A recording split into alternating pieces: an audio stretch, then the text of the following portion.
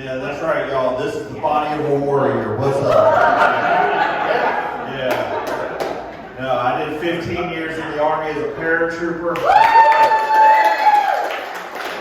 Thank you. It's nice to see so many people saw my masturbation video from Iraq. So it is impressive to do that in 130 degrees. I don't usually suggest to anybody to join the military because especially I joined really young and you get to answer some really weird questions for the rest of your life. Like people will come up to me that I don't know and then ask me, hey man, did you ever kill anybody? Like, why do you want to know that? Why did you ask me? Do you have a stalker? Do you have a job? Are you hiring? Like, what's wrong with you? Nobody goes up to a fast food worker and be like, hey man, how many heart attacks did you cause last year? Because there's only 3 people that get asked that question. Veterans, the governor of New York, and babysitters named Casey Anthony. No, sometimes people will say thank you for my service, and I usually respond back with no thank you. Because for 15 years y'all paid for my housing and food, for my alcoholism, yeah, and for the worst vacation ever. Thank you. Yeah, most people get to go to places like Disneyland and Lake Tahoe. Y'all sent me to Brazil, Iraq, and Afghanistan. Thank you again. My first deployment was to Brazil, y'all, and in my mind, because it was my first one, I was like, oh crap, I'm going to get to see hot girls in bikinis and play soccer at the beach. No. Instead, I got the Amazon rainforest in the middle of the summer and animals that I can only describe as being part of Satan's personal playhouse. Yeah, you got 30-foot snakes, you got fish that can eat you, and there were spiders that were so big that they could smoke a cigar and have a conversation with them. And when I got to Iraq, I thought all that stuff was done, but the first dangerous thing that I saw when I got there wasn't a terrorist, it wasn't the Iraqi army, it was another fucking spider. There are camel spiders over there that are the size of that menu. So, I was like, I know I'm wearing green, but come on guys, I don't work for Terminex. Can we stop this shit?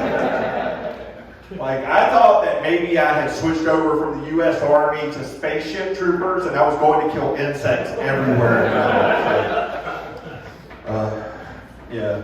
But from all those deployments, I do have PTSD, but I've convinced my mom that it stands for being pretty, tempting, sexy, and debonair.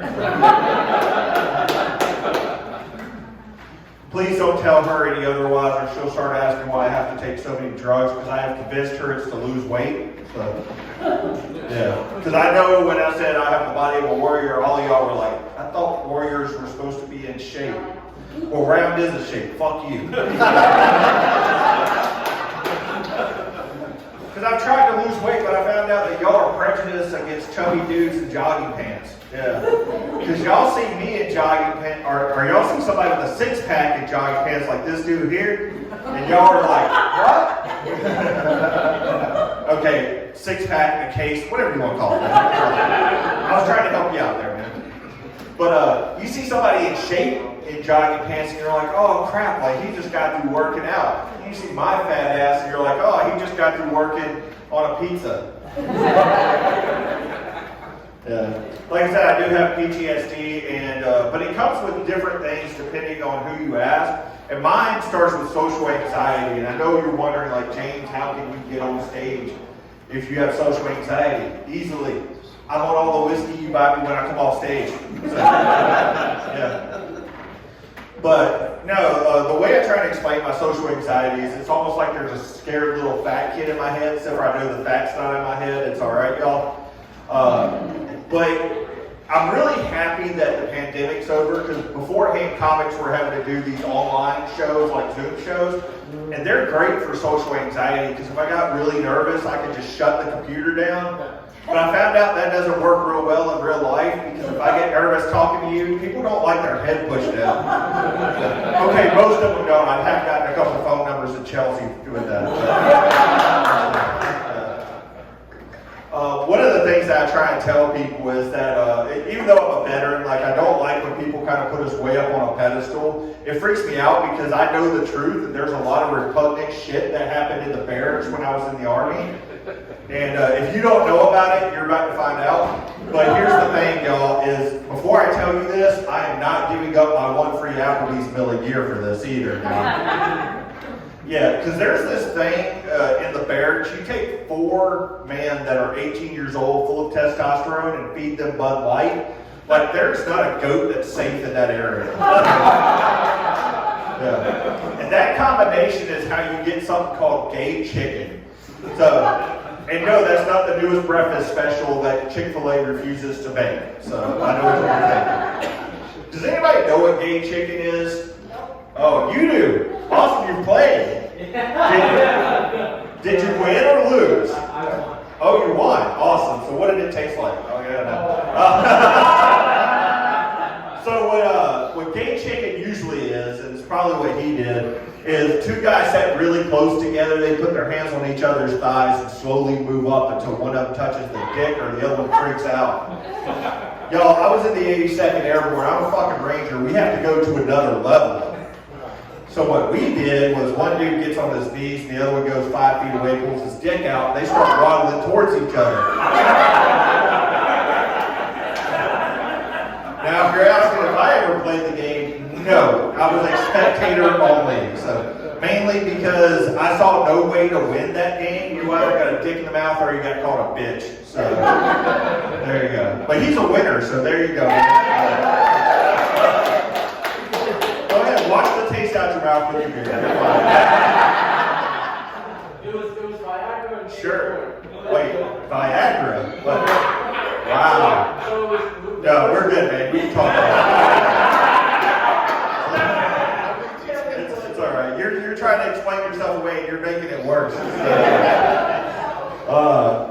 Now, one of the things is people want to know, like, James, are you on any medication? And yes, I'm on an antidepressant, y'all. But here's one of the things that I found out, is the antidepressant that I take can cause erectile dysfunction. But hold on, there's 2 different types of erectile dysfunction. So there's the kind like he has where you have to take the blue pill. And then there's the kind where it seems like you're always on the blue pill. And that's the one that I have. And if you're wondering how that could be a bad thing, why don't you ask any of the ladies in here if they'll give their boyfriend a blowjob? They know he's going to last for an hour. Any takers? Yeah, that's what I thought. So, one lady. I've been telling that joke for a year. I've had one lady raise her hand. I was like, how much is that going to cost me? What's up? So here's the deal. I'm on an AED that causes ED that stops me from getting BJs. Y'all tell me how I'm supposed to be happy. So, yeah. Now, the other part about PTSD is I get a little paranoid every now and again, but I'm sure all of you have had this happen. You're driving down the road, you take a right-hand turn, the car behind you follows you. Then you take a left, they take a left. All of a sudden you're like, oh shit. Dude, is that the FBI? Is that my ex? That's not when it gets really weird. When it gets really weird is when you're the car behind and the car in front of you is taking every damn turn that Waze says you have to take. For me, that's the worst because now I'm like, fuck, did the CIA get a time machine? Am I the FBI? Y'all have been awesome. My name's James Macklin.